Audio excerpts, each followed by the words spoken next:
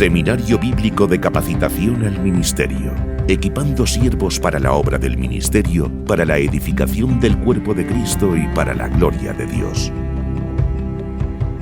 Holy, holy, holy, Lord God Almighty.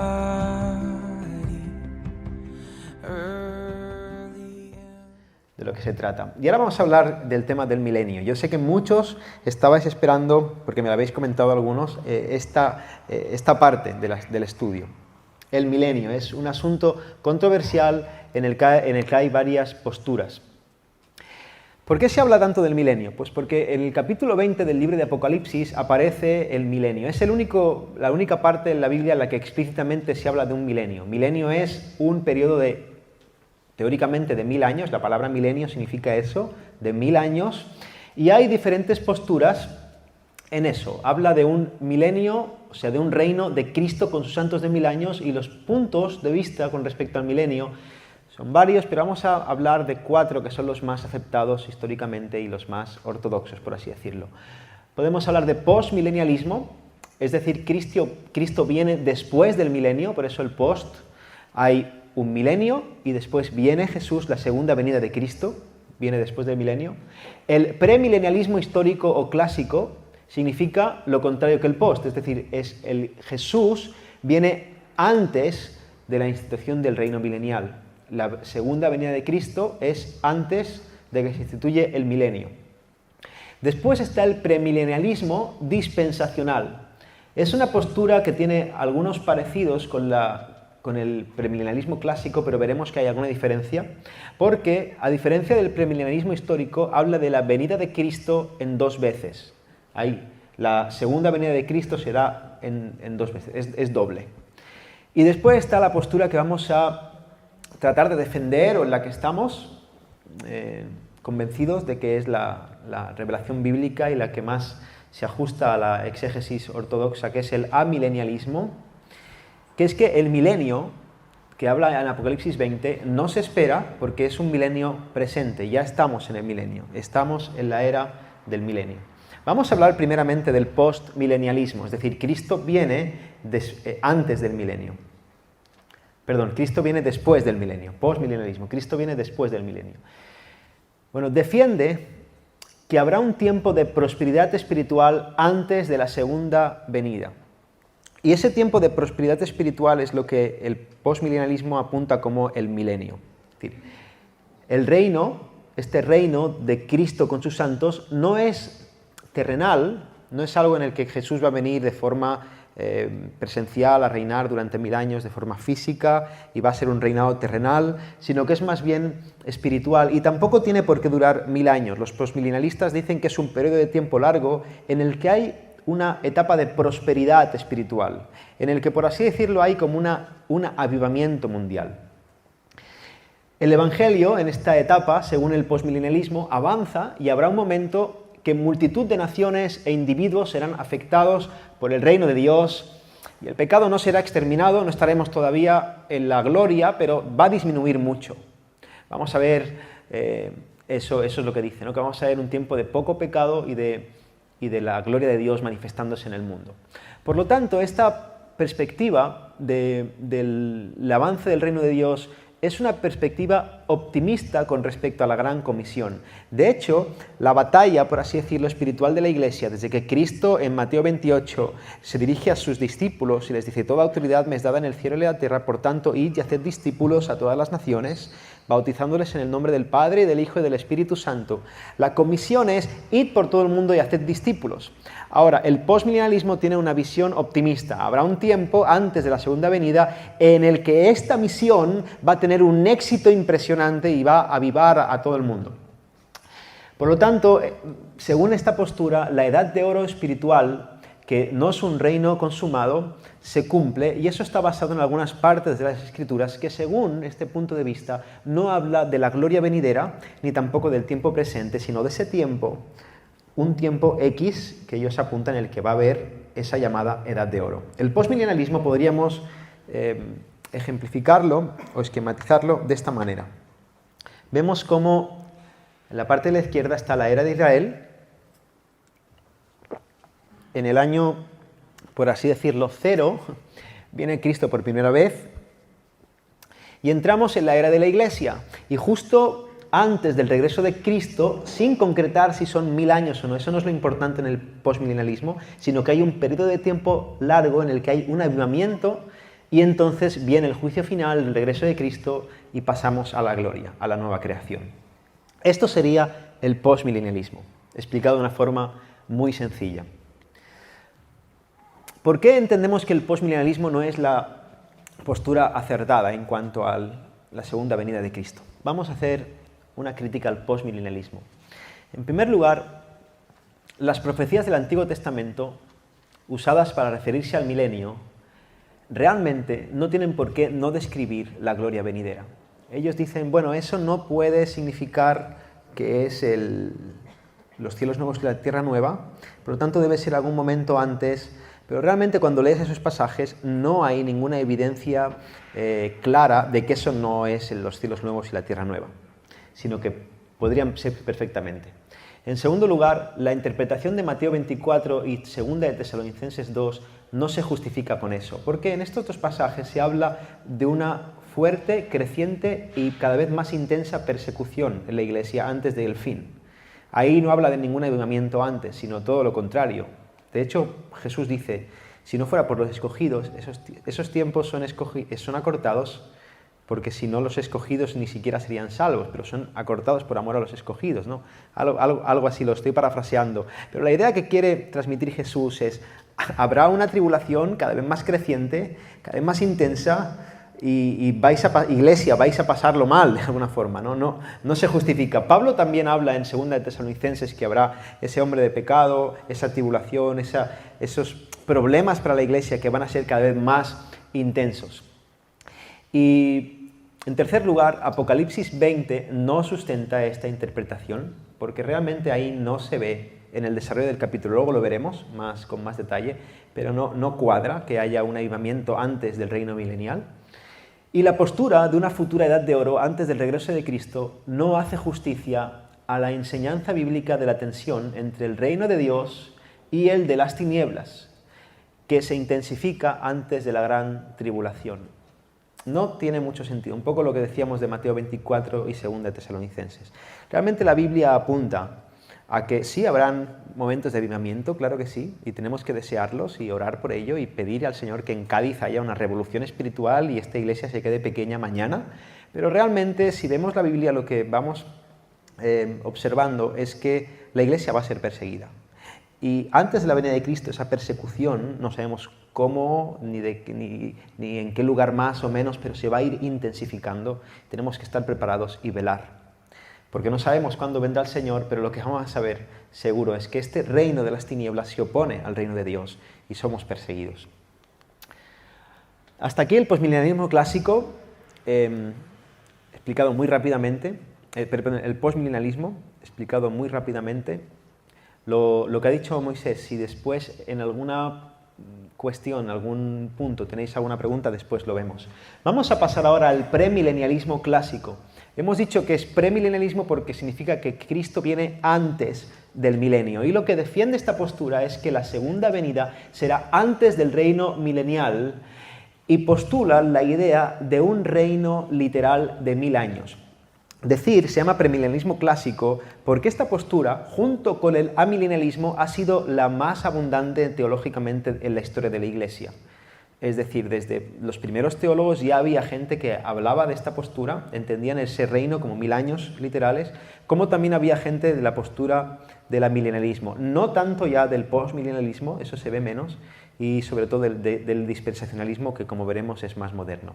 Esto es algo bastante promulgado y teólogos muy importantes y a los que admiramos defienden esta postura, por lo tanto no es ninguna locura, no es nada descabellado, aunque creemos que es equivocado. Dicen que el reino son 1000 años literales y le hablan de que en este tiempo habrá una gran justicia y bienestar, pero seguirá estando presente el pecado y la muerte. Es decir, lo que dicen es, hay un reino milenial, Cristo viene y se instituye un reino durante 1000 años en el que Jesús reina con vara de hierro las naciones, y Israel, o bueno, la iglesia está reinando con él, y hay un tiempo de prosperidad espiritual durante 1000 años. Después de ese milenio, de esos 1000 años, es donde viene el ataque final de Satanás, y ya es donde aparece pues, lo que vemos en Juan capítulo 5, o bueno, en Apocalipsis 20, la resurrección final, el juicio y la vida eterna. El punto es que esta postura interpreta Apocalipsis 20 como una continuación lineal consecutiva de Apocalipsis 19. Apocalipsis tiene 22 capítulos y lo que hacen los premilenialistas es interpretar Apocalipsis desde un punto de vista lineal, como si fuera cronológico. Entonces, si entendemos que Apocalipsis 20 es lo que ocurre después de lo que ocurre en Apocalipsis 19, esto tiene sentido. Pero como veremos, esto tampoco, cuando hacemos un análisis un poco cercano y más detallado de Apocalipsis, no permite esta interpretación. El premilenialismo clásico podría dividirse en este esquema. Era de Israel, primera venida de Cristo, luego está la era de la Iglesia, la tribulación se intensifica al final, viene Jesús, y no viene Jesús para llevarse a los suyos, juzgar a las naciones, todos resucitan, los impíos al infierno, los salvos al cielo, y cielos nuevos y tierra nueva y punto. No, se instaura un reino milenial que dura 1000 años, y después del reino milenial, el juicio. Esa es la postura, el esquema de la postura del premilenialismo clásico. ¿Por qué creemos que esto no es cierto así a grandes rasgos? Primer punto, Apocalipsis 20 no apunta o no aporta ninguna prueba irrefutable a favor de un reino literal posterior a la segunda venida de Cristo. Esto es muy importante, porque toda esta armadura teológica está fundamentada en la interpretación de Apocalipsis 20 como algo literal. Pero realmente, como veremos, hay que cogerlo con pinzas, y en ningún otro sitio en la Biblia aparece el reino milenial. Por lo tanto, no se sustenta o no es ninguna prueba irrefutable a favor del reino milenial. Primera de Corintios 15, 23, 24 no da evidencia clara respecto a un reino terrenal de 1000 años. Aquí es donde dice Pablo las primicias de Cristo, luego los que han muerto con él, después todos los demás. No sé por qué no tengo la referencia aquí. Si alguien puede buscar 1 Corintios 15, 23, 24, sería bueno leer este texto. Pero lo que yo quiero enfatizar es que el enfoque de Pablo es dar consuelo a los creyentes, porque los que han muerto antes de Cristo van a resucitar. Pablo lo que quiere decir es, mira, aunque veáis muerte ahora, no os preocupéis, porque así como Cristo resucitó y es las primicias de la resurrección, todos los que van a estar con Cristo van a resucitar también. Ese es el enfoque de Pablo, ese es el argumento que quiere dar. Es una forma de dar esperanza, de que las personas tengan tranquilidad, calma, porque había una inquietud. Nos están diciendo que vamos a resucitar, pero aquí mi primo, mi hermano, mi padre ha muerto, era creyente y aquí el cuerpo no se levanta. ¿Qué pasa con esto? Pues Pablo dice, tranquilos.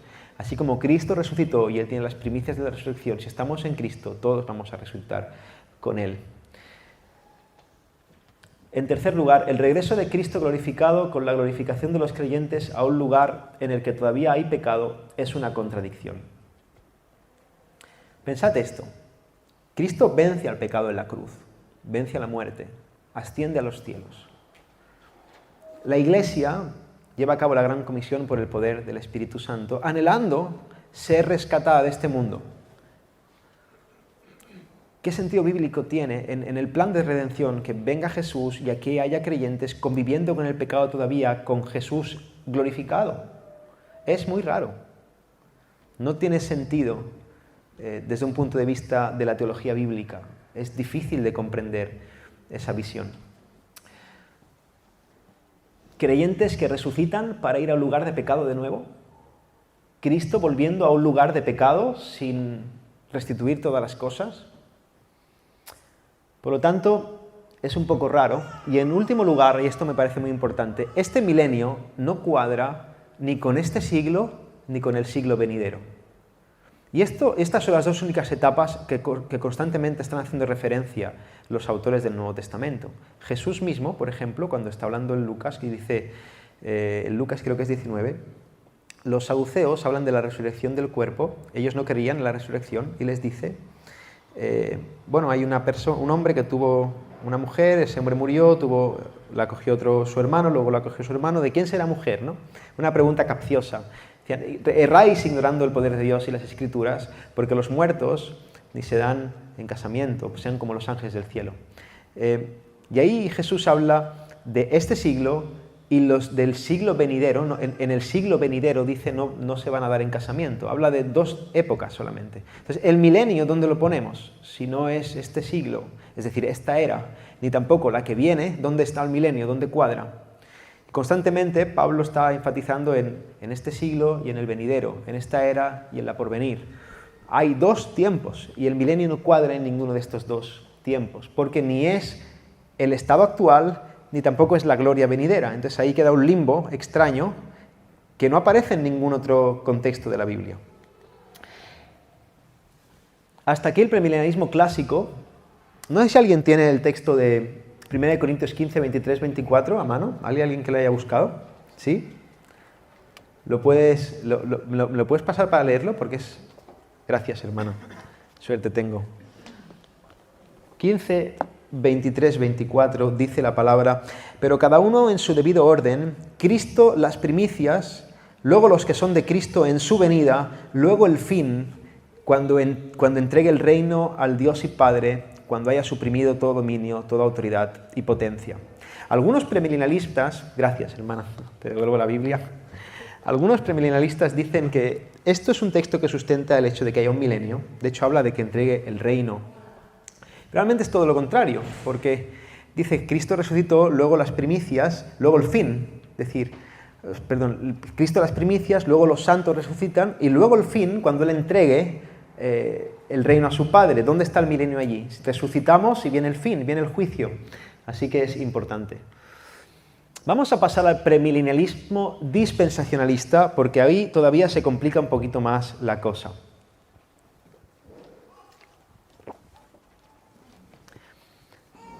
Es una postura parecida al premilenialismo clásico, pero difiere en algunas cosas importantes que tenemos que diferenciar.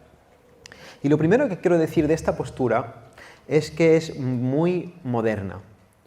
Antes del siglo XIX, ningún cristiano, ningún teólogo conocido había postulado esta forma de entender el fin de los siglos. Es algo nuevo.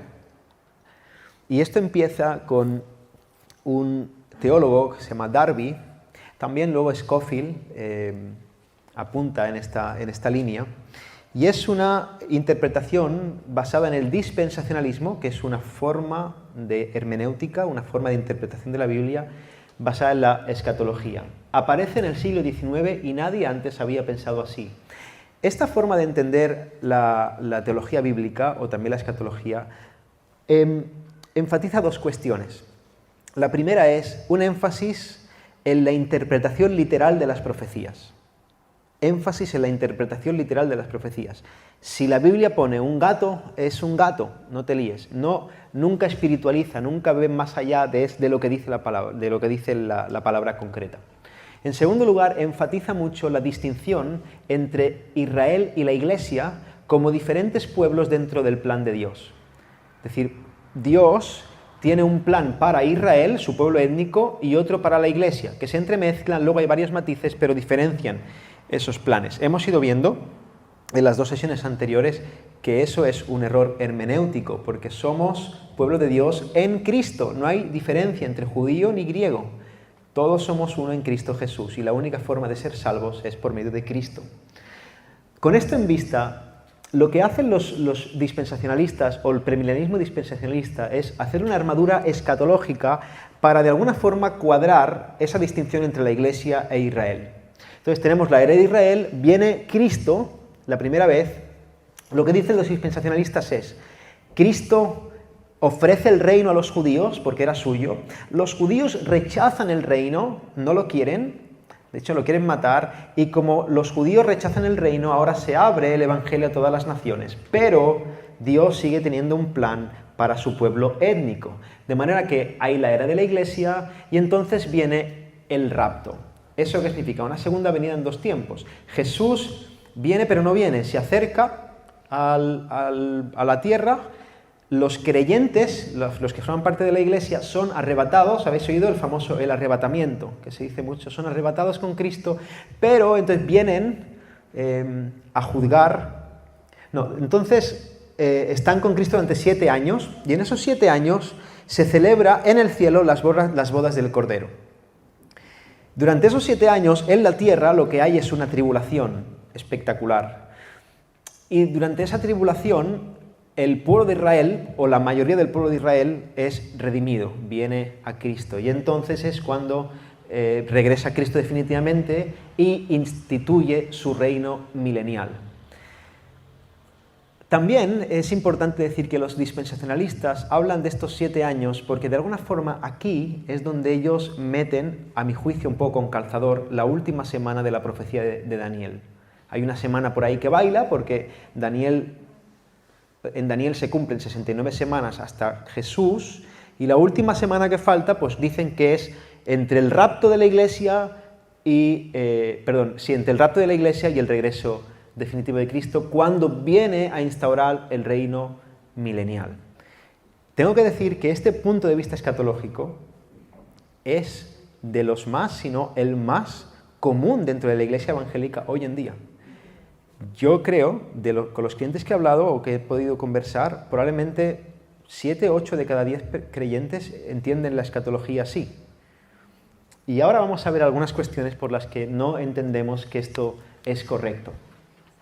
Algo que me parece muy importante, quiero volver a enfatizar, es en el punto de la modernidad de la doctrina. No tiene por qué ser así, pero es algo que creo que podemos aplicar prácticamente a todo. Cuando algo tan importante como la escatología aparece una nueva forma de interpretación que durante 1800 años la Iglesia nunca ha visto de esa forma, como mínimo los creyentes tenemos que pararnos y revisarlo. Porque es bastante presuntuoso decir que la Iglesia ha estado en tinieblas con respecto a este punto durante 1800 años hasta que vino un iluminado en el siglo XIX a contarnos cómo realmente son las cosas. Realmente es un poco raro que Dios, en su infinita misericordia, haya velado esto hasta que vino Darby a explicárnoslo. Eso en primer lugar. En segundo lugar, los pasajes del Nuevo Testamento no indican que la Iglesia será retirada antes de la gran tribulación. De hecho, suelen apuntar a todo lo contrario. Suelen apuntar a que nos preparemos porque vienen curvas. Esto se va a poner duro. Por ejemplo, Jesús dice, porque habrá entonces gran tribulación, cual no la ha habido desde el principio del mundo hasta ahora ni la habrá. Y si aquellos días no fuesen acortados, nadie sería salvo, mas por causa de los escogidos, aquellos días serán acortados. Habla del fin del mundo, del juicio final, en el que hay una gran tribulación. Y la Iglesia pasará por esa tribulación. Los escogidos aquí no deben entenderse solamente como escogidos del pueblo judío, no hay ninguna razón para pensar eso. Jesús está hablando de los creyentes, de los que pertenecen al reino de Dios y van a pasar por la tribulación. Los escritos del Evangelio y de Pablo tienen la intención precisamente de alentar al pueblo de Dios en la tribulación, no de indicarles que no la pasarán. Pablo en ningún momento le dice a la Iglesia, tranquilos Iglesia, que la gran tribulación vosotros no vais a estar. No sale en ningún sitio, al contrario, Pablo dice, los días son malos, aprovechad bien el tiempo, se van a levantar falsos profetas, vais a ser perseguidos, yo voy a ser sacrificado. Timoteo, espabila, predica la palabra. ¿Por qué? Porque la Iglesia va a ser duramente perseguida. Y el arrebatamiento no se presenta o se presenta como un acto que acontecerá cuando el Señor venga definitivamente y venza a todos sus enemigos. Creemos que la Biblia habla de un arrebatamiento, creemos que la Iglesia va a ser arrebatada, pero no vemos en la Biblia ninguna distinción entre el momento del arrebatamiento y el momento del juicio final, sino todo lo contrario. Continuamente se enfatiza en que cuando seamos arrebatados viene el fin, estamos en gloria. Y vamos a ver esto en varias cuestiones. Luego veremos algún uso de palabras. Primera de Tesalonicenses 4 no enseña el arrebatamiento pretribulacional. Dice, Porque el Señor mismo, con voz de mando, con voz de arcángel y con trompeta de Dios, descenderá del cielo y los muertos en Cristo resucitarán primero. Luego nosotros, los que vivimos, los que hayamos quedado, seremos arrebatados juntamente con ellos en las nubes para recibir al Señor en el aire y así estaremos siempre con el Señor. ¿Dónde está aquí las bodas del Cordero? ¿Dónde está aquí el milenio? No está. La segunda venida será con sus santos y por sus santos al mismo tiempo. No es que primero viene a por los suyos y luego viene con los suyos, sino que a la vez ocurre todo y no hay razón bíblica para pensar que esto va a ocurrir en dos fases. De hecho, 1 Tesalonicenses 4 sirve para alentar a los creyentes ante la muerte y la seguridad del gozo de los que han muerto ante la segunda venida. El desarrollo de Pablo en Tesalonicenses es un libro que se llama El Pequeño Apocalipsis, es muy escatológico, y esa carta tiene, uno de los propósitos es enfocar al creyente en el carácter de la segunda venida. Había algunos que se estaban acomodando, y Pablo dice lo típico, lo que hemos escuchado muchas veces, quien no quiera trabajar, que tampoco coma, porque sí, Cristo viene, pero tenemos que ser responsables, y otros estaban desalentados porque pensaban que Jesús no volvería, porque pensaban que los que morían al final no resucitarían, y Pablo trata ese es el enfoque de Pablo. Por lo tanto, la seguridad del gozo de los que han muerto ante la segunda venida va a ser el punto. La gran tribulación será un derramamiento de ira sobre el mundo. Los dispensacionalistas que defienden el premilenialismo dicen que no tiene sentido que la Iglesia pase por la gran tribulación porque eso es un derramamiento de la ira de Dios sobre el mundo y la Iglesia no puede sufrir la ira de Dios porque la ira de Dios ya lo sufrió Cristo en su lugar. Y eso estoy totalmente de acuerdo. La Iglesia, como cuerpo de Cristo, no va a sufrir ella directamente la ira de Dios. No va a sufrir juicio para condenación, porque eso fue cargado en Cristo. Jesús pagó toda la ira que yo merezco y yo no voy a recibir ira condenatoria de Dios. Pero que yo no reciba la ira de Dios para condenación, que Jesús bebió la copa de la ira por mí, no implica que yo no esté en el mundo cuando este mundo sí que reciba la ira de Dios. De hecho, lo vemos. Yo soy cristiano y hay muchas veces que lo paso mal. Yo a veces tengo gripe, yo a veces tengo...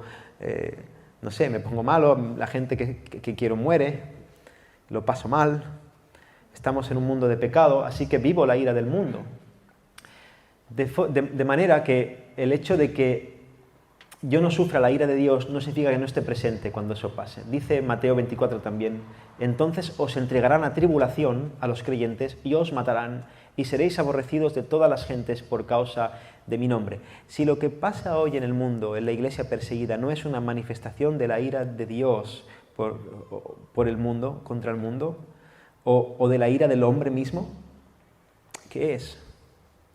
Yo puedo entender que yo no voy a sufrir la ira de Dios, pero puedo sufrir la ira de un gobierno. Y eso también lo voy a pasar, lo voy a sufrir. La iglesia es perseguida, la iglesia sufre, está en un mundo de maldad. Así que la iglesia no está exenta de pasarlo mal, de forma que no hay ninguna razón por la que pensar que esa gran tribulación, donde la ira de Dios se derrame sobre el mundo y el mundo mismo, el hijo de pecado, vierta su ira sobre lo que lo rodea, no vaya a afectar a la iglesia. Así que por estas razones rechazamos la interpretación del dispensacionalismo.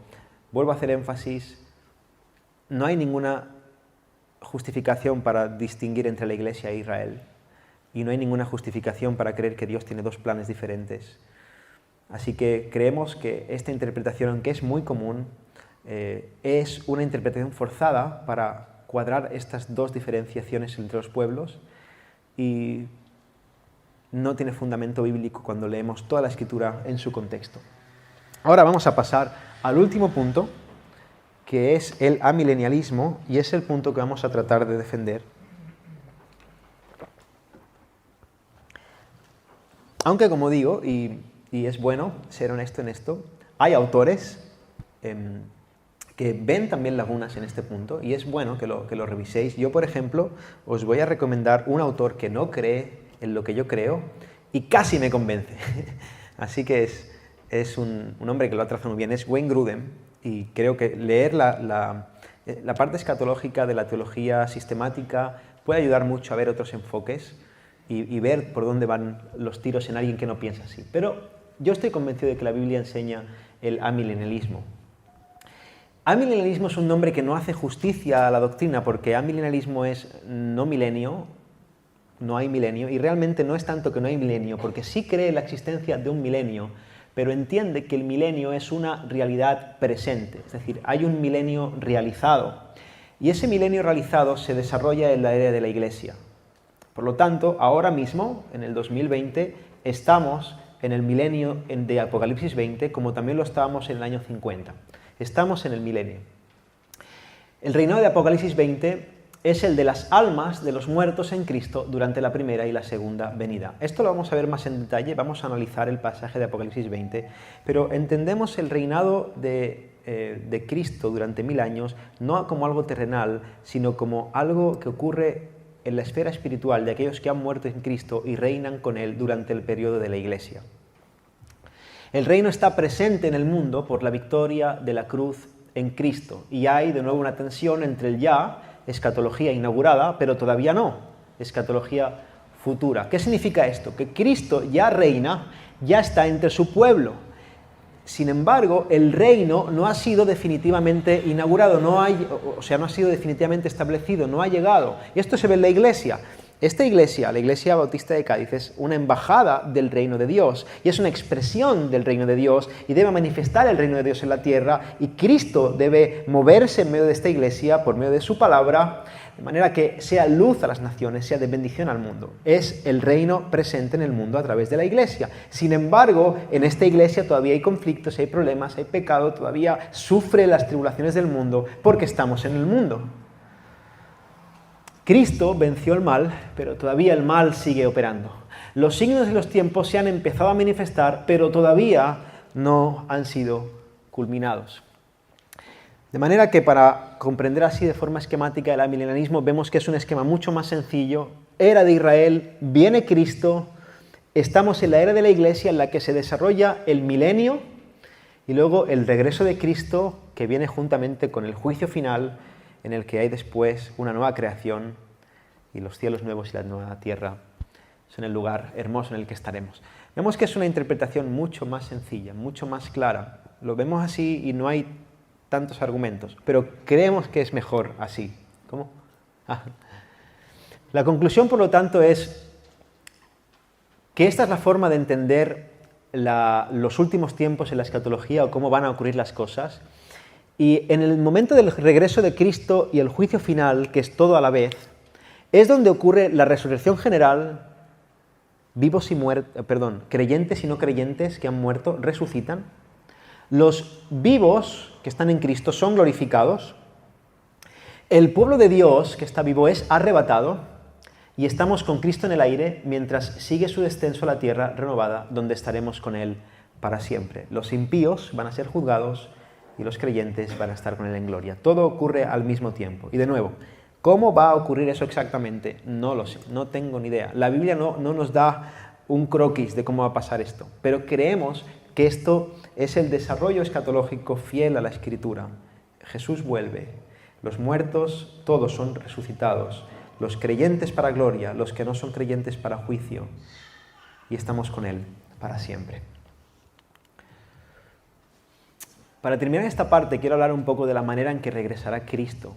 ¿Cómo dice la palabra que regresa Cristo? Eso también es importante verlo en contraposición a la doctrina premilenialista del dispensacionalismo, que habla de una venida como secreta llamada el rapto. No aparece en ningún sitio eso en la escatología neotestamentaria, porque siempre se habla de una venida en primer lugar personal. Cristo mismo vendrá en persona. Mira lo que dice Hechos 1, versículo 11. Dice, los cuales también les dijeron, varones galileos, ¿por qué estáis mirando al cielo? Este mismo Jesús, que ha sido tomado de vosotros al cielo, así vendrá como lo habéis visto ir al cielo. Este mismo Jesús, el que resucitó y ascendió, este mismo va a volver, no va a venir otro, va a venir Él. En segundo lugar, va a venir de forma visible. He aquí que viene con las nubes y todo ojo le verá y los que le traspasaron y todos los linajes de la tierra harán lamentación por él. Sí, amén. Todo ojo le verá. Judíos y gentiles, todo el mundo. Él va a realizar una venida visible. Y por último va a ser una venida gloriosa, porque la primera venida de Cristo fue una humillación. Él se humilló, se despojó de su gloria, vino en forma de siervo, vino como un bebé en un pesebre, como un siervo sufriente, murió en la cruz, parecía que estaba derrotado, pero por medio de su derrota Él venció definitivamente al pecado y a la muerte. Y la segunda venida va a ser en gloria, va a ser una venida impresionante, espectacular.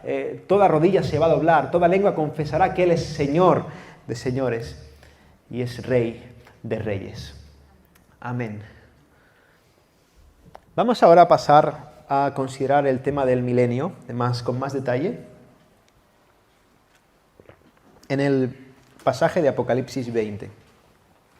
Vamos a leer el pasaje. Dice así Apocalipsis 20, del 1 al 6. Vi a un ángel que descendía del cielo con la llave del abismo y una gran cadena en la mano. Y prendió al dragón, la serpiente antigua, que es el diablo y Satanás, y lo ató por 1000 años, y lo arrojó al abismo y lo encerró, y puso su sello sobre él, para que no engañase más a las naciones, hasta que fuesen cumplidos 1000 años. Y después de esto debe ser desatado por un poco de tiempo, y vi tronos, y se sentaron sobre ellos los que recibieron facultad de juzgar, y vi las almas de los decapitados por causa del testimonio de Jesús y por la palabra de Dios, los que no habían adorado a la bestia ni a su imagen, y que no recibieron la marca en sus frentes ni en sus manos, y vivieron y reinaron con Cristo 1000 años. Pero los otros muertos no volvieron a vivir hasta que se cumplieron 1000 años. Esta es la primera resurrección. Bienaventurado y santo el que tiene parte en la primera resurrección. La segunda muerte no tiene potestad sobre estos, sino que serán sacerdotes de Dios y de Cristo, y reinarán con él 1000 años. Amén. Lo primero que tenemos que ver antes de interpretar este texto es cómo debemos interpretar Apocalipsis entero, porque este texto está dentro de un libro que tiene sus características. Apocalipsis es un libro difícil de interpretar. No es un libro sencillo. Normalmente ocurre que leemos Apocalipsis las primeras veces y no nos estamos enterando de nada. Y aparecen personajes y bichos y sombras y cosas y candeleros y nos quedamos con esto de qué va, ¿no? Es un libro que tiene mucho simbolismo, es figurativo, de manera que tenemos que interpretar el libro dentro de su contexto hermenéutico, su contexto literario, para poder extraer el significado original del texto. ¿Cuál es la forma de interpretación que usamos? Porque creemos que es la forma en la que escribió Juan ese libro. Es una forma muy común en la escritura hebrea, que es la de paralelismo progresivo. ¿Qué significa paralelismo progresivo? Lo que hacemos es dividir el libro en secciones paralelas que describen el mismo periodo desde distintos enfoques, desde la primera venida hasta la segunda venida de Cristo. De manera que el libro no cuenta una historia lineal que empieza en el capítulo 1 y empieza en el capítulo 22, sino que constantemente, de hecho 7 veces se cuenta en este paralelismo, en esta división, el libro vuelve al principio para ir otra vez hasta el final. Es como una forma de discurrir elíptica. Esto lo vemos, por ejemplo, muy claro en la primera epístola de Juan. De hecho, es el mismo autor. Juan, en la primera epístola, hace eso con argumentos concisos y concretos. Dice una cosa y luego vuelvo a decir lo mismo desde este punto de vista y luego vuelve a decir lo mismo y parece que te estoy diciendo las cosas 500 veces. Como Juan, ya te he entendido, ¿no? Pero eso lo hacían mucho los hebreos. Algo que lo podéis ver todavía de forma más clara. En Génesis, en el capítulo 1 Dios crea al hombre.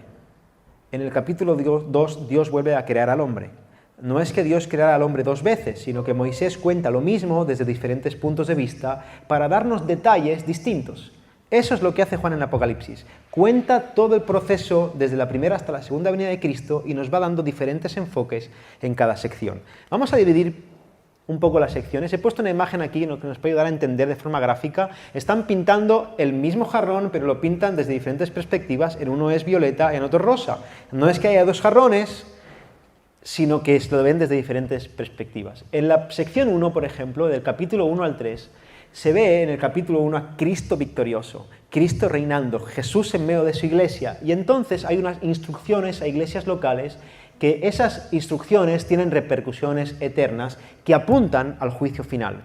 Es para nosotros. Sección 2. Del capítulo 4 al 7, no es que el capítulo 4 sea una continuación del capítulo 3, sino que vuelve otra vez al principio y vuelve a hablar de Cristo victorioso que abre los sellos cuando Jesús recibió autoridad para abrir los sellos? Desde la primera venida. Cuando Él vence en la cruz, Él recibe toda autoridad, toda potestad me es dada en los cielos y en la tierra. Él abre los sellos y los juicios se van desatando sobre la tierra. Y hay una referencia al juicio final otra vez y a la tribulación de la iglesia.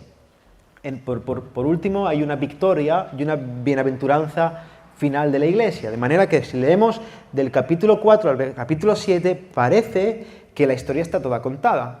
Jesús está reinando en gloria, se ven los sellos, hay un juicio y de repente ya está.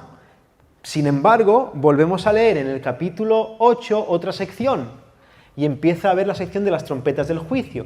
¿Por qué hay otra vez un juicio si ya ha habido un juicio en el capítulo 7? Porque de nuevo cuenta otra vez la misma película desde otro enfoque para que podamos entender mejor. La iglesia vengada y protegida, otra vez en el capítulo 11 hay una referencia al juicio final.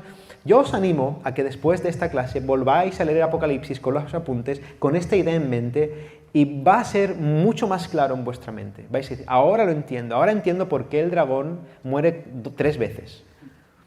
No porque Jesús no lo matara bien, ni porque resucitara, sino porque lo cuenta otra vez. Capítulo 4 sección 4 del capítulo 12 al 14. Aquí claramente vuelve al principio. Hay una mujer que da luz a un niño. ¿Quién es esa mujer? María. ¿A quién da luz? Al Mesías, que es el que el dragón, el Satanás, el diablo, es el que persigue por medio de sus huestes espirituales de maldad. Quiere devorar el nacimiento de Cristo. Y como ese dragón persigue a la mujer que engendra ese Mesías, que es la Iglesia. Continua oposición del dragón. Y había aparecen 2 bestias, la del mar y la de la tierra, y hay una descripción figurativa de la segunda venida para juicio. Otra vez el juicio en el capítulo 14. Llevamos 3 juicios ya. Sección 5, capítulo 15 al 16. Volvemos a hablar de las 7 copas de la ira. O sea, Dios derrama su ira sobre el mundo. Y hay una referencia al juicio final. En el capítulo 6, en la sección 6, son los capítulos 17 al 19. Y ahí es donde se va describiendo la caída de Babilonia, que es el sistema del mundo, las fuerzas del secularismo, caen las bestias, que es la que sube de la tierra, representa el anticristo, las fuerzas religiosas que se oponen a la verdad. La segunda venida de Cristo se describe en el 19:11, vemos que viene con un corcel blanco, en gloria. Esos pasajes nos pueden sonar, viene Jesús otra vez. Y el juicio final y el castigo sobre el dragón ocurre al final del capítulo 19. El dragón, que es Satanás, ya ha sido juzgado, ya ha sido derrotado, Cristo ha venido en gloria, fin. Pero entonces viene el capítulo 20. Y es entonces donde aparece el milenio. Y lo que ocurre es que en el capítulo 20 al principio narra el momento en el que Jesús le pisa la cabeza a Satanás. ¿Cuándo se la pisó? En la cruz. Y el diablo en cierta medida es atado. Volvemos al principio de la era. Hay un juicio final y un castigo para los malvados, hay un triunfo de la Iglesia, y aquí en esta sección se enfatiza más en la descripción de los cielos nuevos y la tierra nueva. Y ahora, aunque entendemos la división de Apocalipsis de esta manera, en 7 secciones que van siendo progresivas, o sea, que van siendo otra vez explicando lo mismo, también creemos que Apocalipsis es un libro que va siendo progresivo en su desarrollo. Es decir, cuanto más avanzamos en el libro, más enfatiza o más detalles da de lo que va a pasar al final. Sería como va para atrás, pero va cada vez un poquito más para adelante, dando más detalles acerca de lo que pasará. Por eso en los últimos capítulos hay tantos detalles acerca de cómo serán los cielos nuevos y la tierra nueva.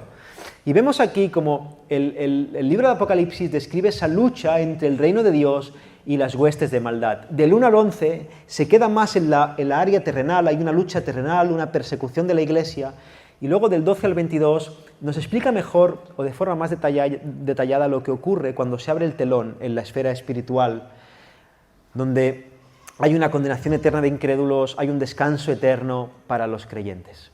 Ahora, teniendo en cuenta esta forma de interpretación de Apocalipsis, esta hermenéutica en la que el libro cobra un sentido correcto, Se respeta su simbología, se respeta su contenido literario, se respeta la intención de Juan, se respeta no forzar el texto para explicar por qué la bestia muere 40 veces.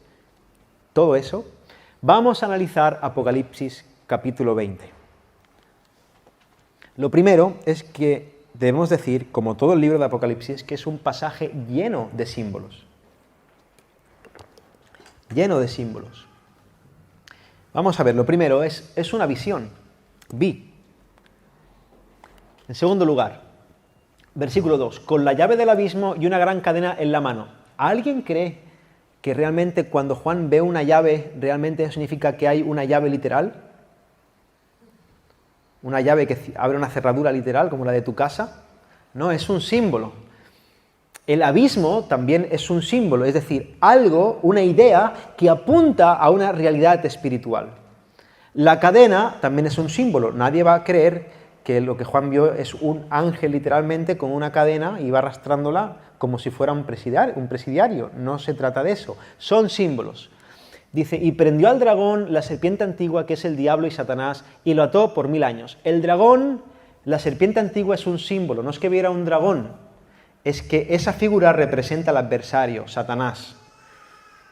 Entonces, ¿por qué pensar que de repente los 1000 años son literales? Si todo el pasaje está lleno de simbología, ¿qué derecho tengo yo para decir, vale, todo eso son símbolos, pero los 1000 años no? Es muy aleatorio, es muy forzado. Los 1000 años también, por el contexto hermenéutico, deben ser interpretados como simbólicos.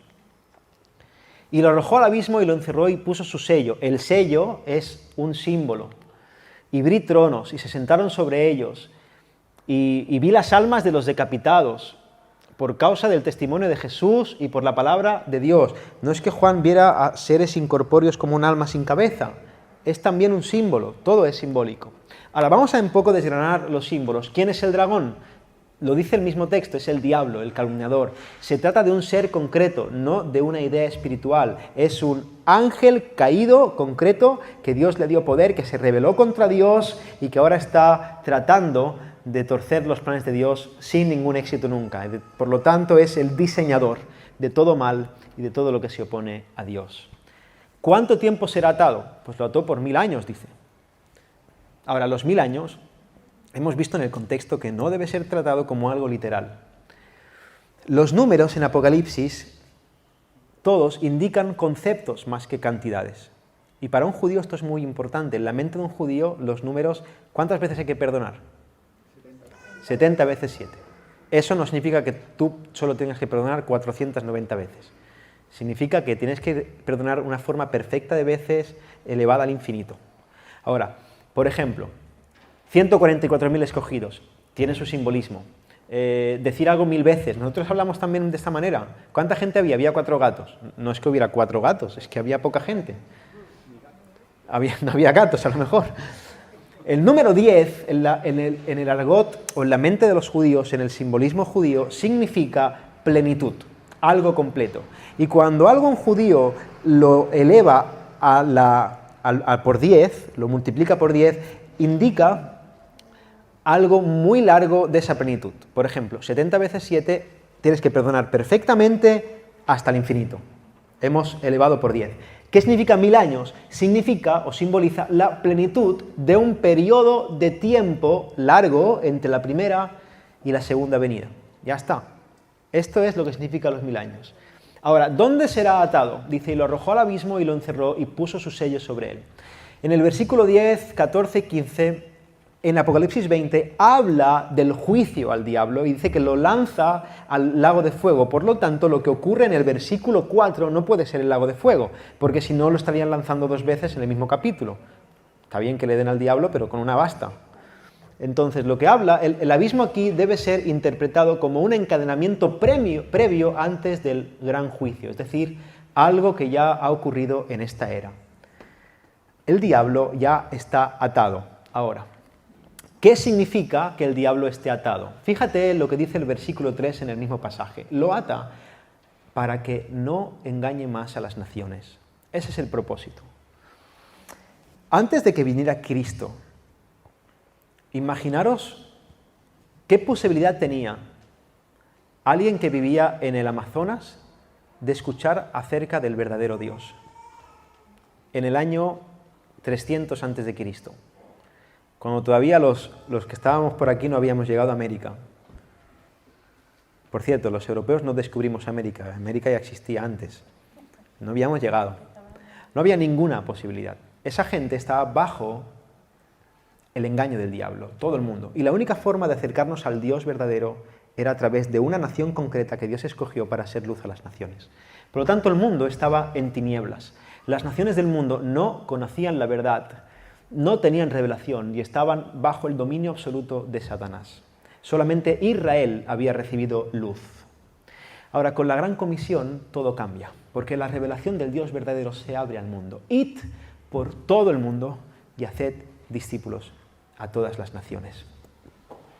Satanás ahora puede continuar haciendo daño, pero Satanás no puede evitar que las naciones sean afectadas por la obra misionera llevada a cabo por la Iglesia.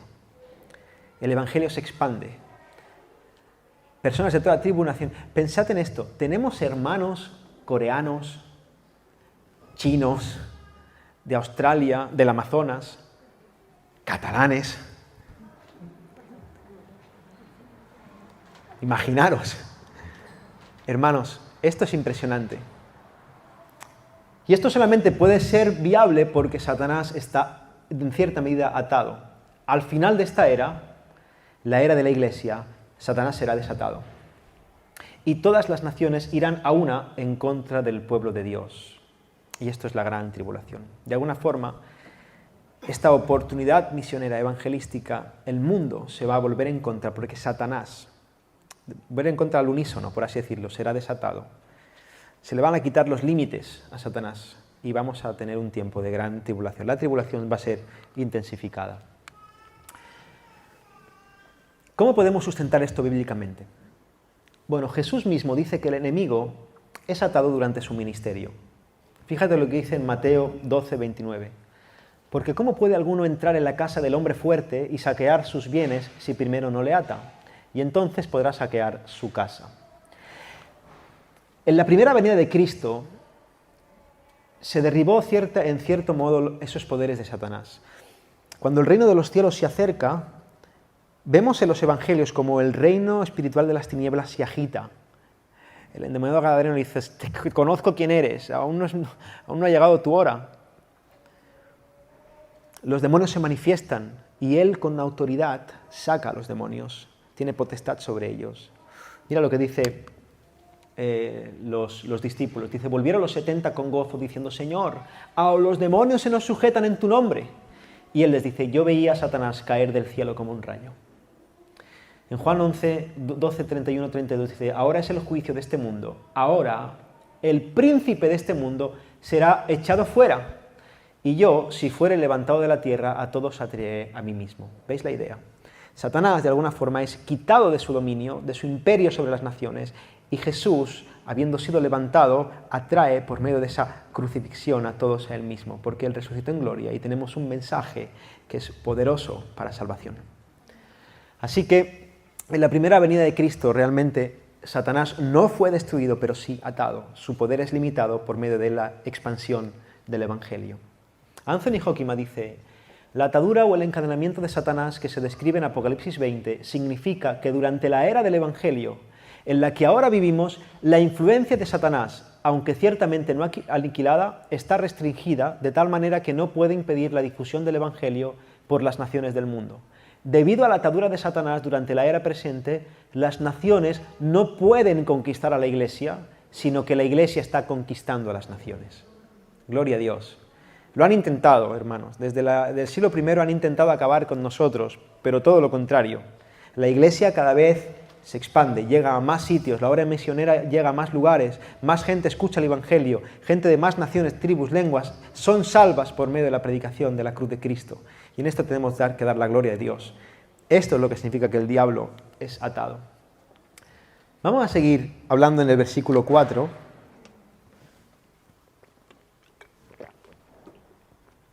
Dice, y vi tronos y se sentaron sobre ellos los que recibieron facultad de juzgar. La pregunta, ¿dónde están estos tronos? ¿Qué significan estos tronos? La palabra tronos aparece 47 veces en Apocalipsis, 47. Y en todas las veces que aparece para referirse al cielo. De nuevo, aquí de repente deberíamos pensar que Juan ha estado 46 veces hablando de los tronos del cielo, pero esta vez no, esta vez se refiere a un trono terrenal.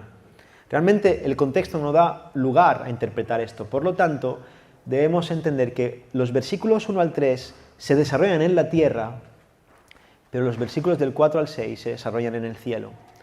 Lo que ve Juan, o los tronos que ve Juan, son tronos en los que se sientan para juzgar.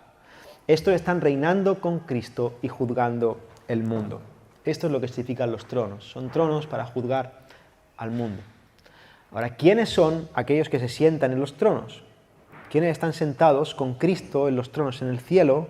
¿Quiénes están reinando con Cristo durante este reinado espiritual milenial?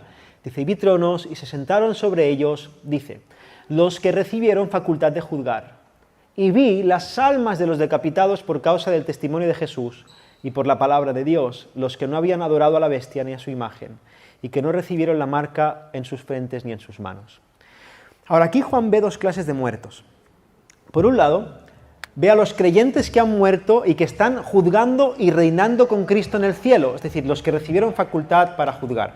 Todas aquellas personas que han muerto en Cristo están con Cristo, su alma está en la presencia de Dios, con Cristo juzgando en un reino milenial. Pero también ve los mártires de la fe cristiana, almas de los decapitados, es decir, que Juan ve a todos los cristianos que han muerto y en concreto hace una mención especial, un énfasis especial en aquellos que han sufrido persecución y martirio por causa del Evangelio. De nuevo, rebobinemos. El propósito principal de Apocalipsis es alentar a la Iglesia de Cristo en medio de la persecución. No perdamos de vista esto. Juan, inspirado por el Espíritu Santo, lo que quiere es que la iglesia de Éfeso, la de Pérgamo, la de Tiatira, la de Cádiz, se anime en medio de un mundo que parece que no avanza. En medio de un mundo que parece que no cambia, que cada vez va peor. Bueno, sí es verdad, hay una guerra espiritual, es verdad, hay una lucha entre el reino de luz y de las tinieblas. Juan le dice, sí, es verdad, pero los que han muerto con Cristo están reinando. Somos más que vencedores. Jesús venció a la muerte. Estamos seguros en Él. Y aquellos que han sido mártires en el Evangelio, recordemos que en el primer siglo tela lo que ocurrió con los cristianos. El alma de los decapitados, los que han sufrido, están con Cristo reinando. Dice, y vivieron y reinaron con Cristo 1000 años. Esta es la segunda vez que aparecen los 1000 años. Pero los otros muertos no volvieron a vivir hasta que se cumplieron 1000 años, tercera vez. Esta es la primera resurrección. Ahora, la expresión vivieron o revivieron, así como la primera resurrección, no debe ser tomada como una resurrección literal. Porque, de nuevo, todo esto es simbólico.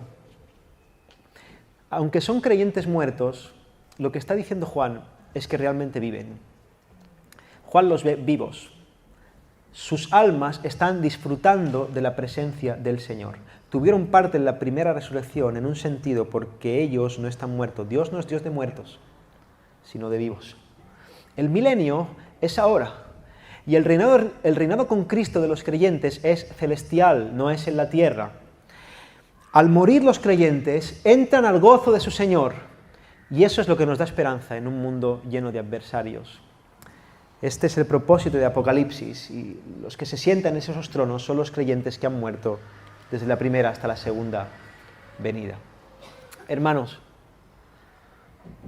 este hombre que está siendo quemado vivo, y lo van a matar y va a ser hecho cenizas, él no está muerto, él vive, porque Cristo vive, él vive. Él no vivirá, él vive. Ese es el punto. Todos los que están con Cristo vivimos en Él. Tenemos vida eterna. La vida eterna no se interrumpe, es eterna. Porque Dios no es Dios de muertos, sino de vivos, pues para Él todos viven. Abraham está vivo, Isaac está vivo, Jacob está vivo. Qué glorioso evangelio, hermanos. No tenemos que esperar que eso se haga realidad en el cielo, eso ya está ocurriendo en la presencia del Señor. De forma que entendemos el milenio como el milenio realizado. Es una era presente, es un reino celestial que se produce durante toda la era de la Iglesia. Ahora, ¿quiénes son los otros muertos? Los otros muertos no volvieron a vivir hasta que se cumplieron 1000 años. Creo que es bastante obvio. Pues los que no son creyentes, los que han muerto sin Cristo, no tienen vida. Están esperando en prisiones eternas, dice Pedro, el juicio. Los incrédulos no comparten la vida en Cristo ni tienen nada que ver con su reino.